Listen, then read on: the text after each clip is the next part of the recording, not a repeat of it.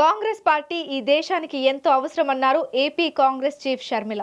అహ్మదాబాద్లో ఏఐసీసీ మీటింగ్లో పాల్గొనడానికి వెళ్లిన షర్మిల పలు కీలక వ్యాఖ్యలు చేశారు.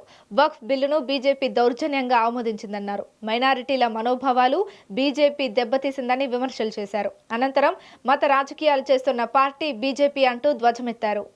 కాంగ్రెస్ పార్టీ మన దేశంలో బలపడాల్సిన అవసరం ఉంది. మొన్న చూసాం బీజేపీ పార్టీ ఎలా వక్ఫ్ అమెండ్మెంట్ బిల్లు దౌర్జన్యంగా ఎంతో మంది మైనారిటీలకు ఎలా దాన్ని పాస్ చేశారు. బీజేపీకి తెలిసిందల్లా విభజించు పాలించు, మతం పేరుతో కులం పేరుతో విభజించాలి, వారి మధ్య చిచ్చు పెట్టాలి. ఆ చిచ్చులో వీళ్ళు మంట కాదు, ఆ మంటలో వీళ్ళు చలి కాచుకోవాలి. ఇదే బీజేపీ చేసిన రాజకీయం.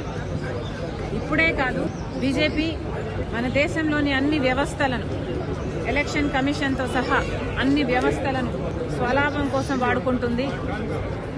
అదానీ లాంటి వాళ్లకు మేలు చేయడానికి దేశ సంపదని దోచిపెడుతుంది. ఈ పరిస్థితులన్నీ మారాలి అంటే కాంగ్రెస్ పార్టీ